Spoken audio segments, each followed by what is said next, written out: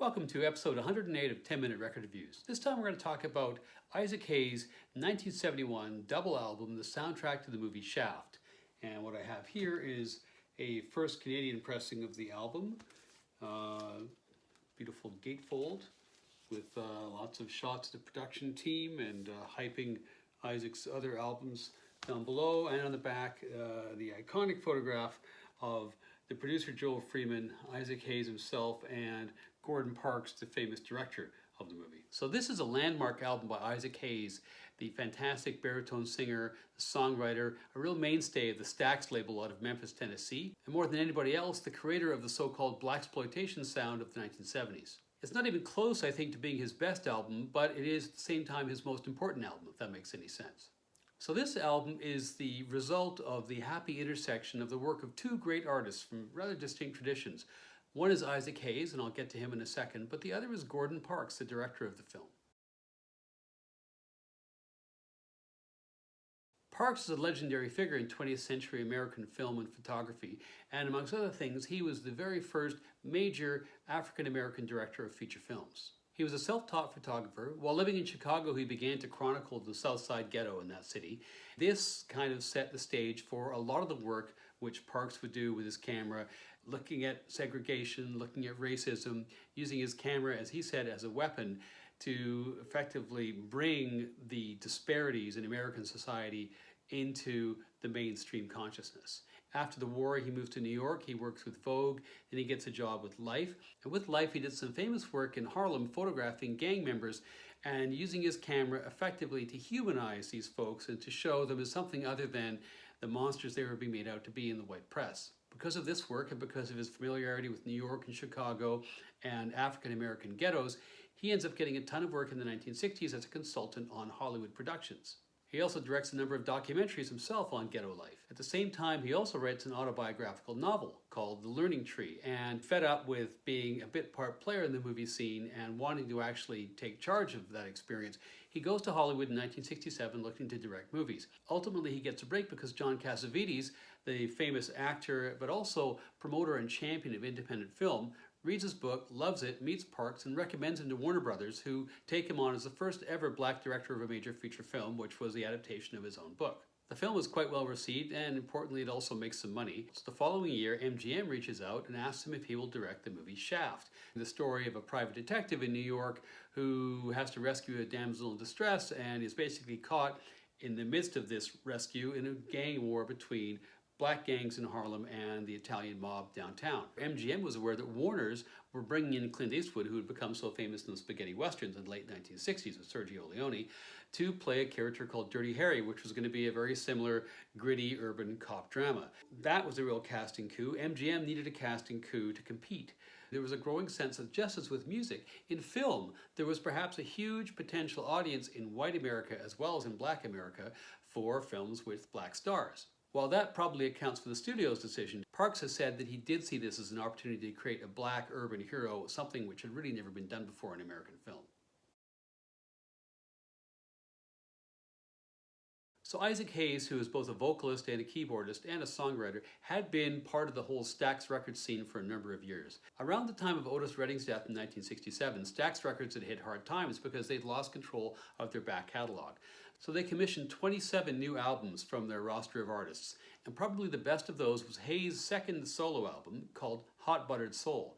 This was an ambitious, sprawling record, only 4 tracks, which was unheard of, not to write songs that were 3 or 4 minutes. The shortest of the songs, I think, was something like 5 minutes, and all kinds of lush orchestration, his amazing vocals. He did these long raps, extremely well reviewed, considered a classic to this day. That, I would say, is probably his best album. And so at this point, Hayes is a real hot property in the soul world. So while the film was still in production, Parks sent Hayes some raw footage so he could get started in doing some demos. Hayes comes back with his demos in a few weeks, including the title track, theme from Shaft, and on the strength of those 3 pieces, MGM offered him the whole soundtrack. Funnily enough, Hayes actually wanted to be in the movie as well, and he auditioned for the title role. He didn't get that, obviously. Richard Roundtree got that role, but Hayes does appear. He has a bit of a cameo as a bartender later in the film.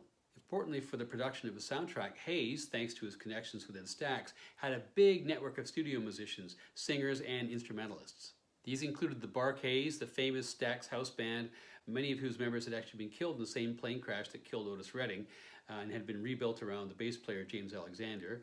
It included the Isaac Hayes movement, which was a looser collection of studio musicians who had been largely part of the whole Stax scene in the late 1960s. It also included members of the backup vocal group Hot Buttered and Soul, who had been part of Hayes' orbit for the last few years, as well as Thelma Hopkins, who would go on to form part of Tony Orlando and Dawn in the coming years.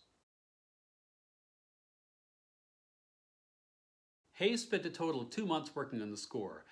When he got to MGM Studios, they laid down the entire soundtrack in 3 days. Hayes then went back to the Stax Studios in Memphis to re-record the tracks for the album. The MGM Studios in Hollywood only had a 3-track system. The Stax Studios were far better set up to make an album, both in terms of the console, but also in terms of the dynamics and the familiarity of the players with the surroundings. The net result, this album is beautifully produced by Hayes himself. To my ears, it's one of the best sounding records of the 1970s. It won 2 Grammys, it won an Oscar, the album itself went to #1, the title track went to #1, 2 other songs charted, and it's incredibly influential in 2 different ways. First of all, in the soul world, lots of other artists were now scrambling to be on soundtracks, and so Curtis Mayfield recorded, of course, the Superfly soundtrack, very famous. Marvin Gaye recorded the soundtrack, as did lots of other folks.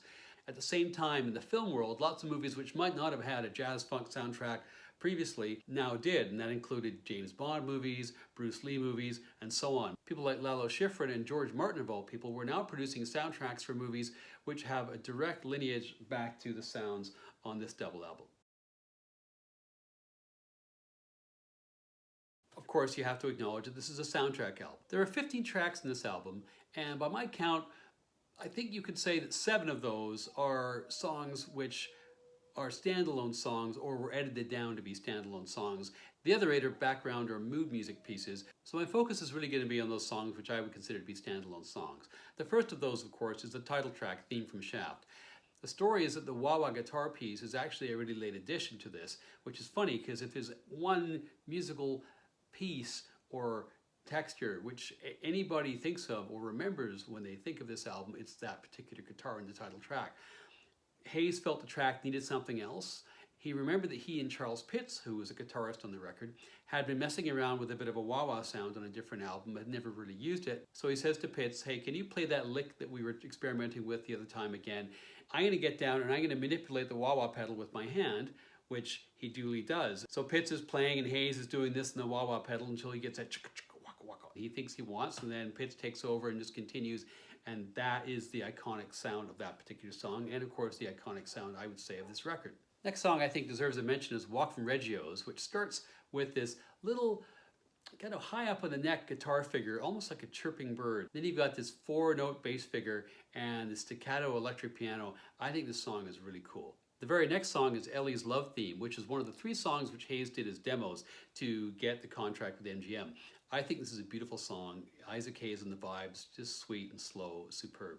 Another song worth lingering on is Cafe Reggio's, which starts off side 2. This has got a peppy little melody and electric guitar. It might go on a little bit too long, but still quite a good song, I think. Followed by Early Sunday Morning, which is this lovely, slow soul tune. Side 3 kicks off with Soulsville, which is a song which kind of became a bit of a trope in the early 70s. It's a lament about ghetto life getting you down. But that said, what's amazing about this song is Hayes' fantastic baritone voice that just kind of invades your mind. And this is one of the great memorable moments in the record. It's also one of the tunes that Hayes demoed for MGM. The final song I'll mention, and I think you have to mention this song, talking about this album, is the second last song, and by far the longest track in the album, clocking in at 19 minutes and 30 seconds, which is Do Your Thing, which is an extended jam, or breakdown, call it what you want, featuring the Bar-Kays and their incredible musicianship. It features a really extended guitar solo with a heavily processed sound. Bit of a breakdown about 12 minutes in. Then you get into this Hammond organ groove, and then you get into this sort of a Hendrixy sort of a freak out. And just when the song's totally taken control of your mind, it ends with this big record scratch. It's more than worth it listening to this song all the way through, but of course it was edited down from its 1930 running time to 3 minutes and 20 seconds, and that single did chart. So again, as a soundtrack album, this is like a lot of its peers. It is basically composed largely of music which serves the role of being context for something happening on screen. It's literally background music. It's probably not an album that you're going to sit down and listen to all the way through multiple times, but it has several tunes which range from pretty good to great, about 7 by my count, including the title track, which changed so much about not only 70s music but also 70s film. There are a lot of classic soul moments, there's some great playing, and there's great production by Hayes, the Stax Records veteran. So on the strength of the music overall, it's a 4 out of 5 from me, but it's still an album that I think everyone should listen to at least once.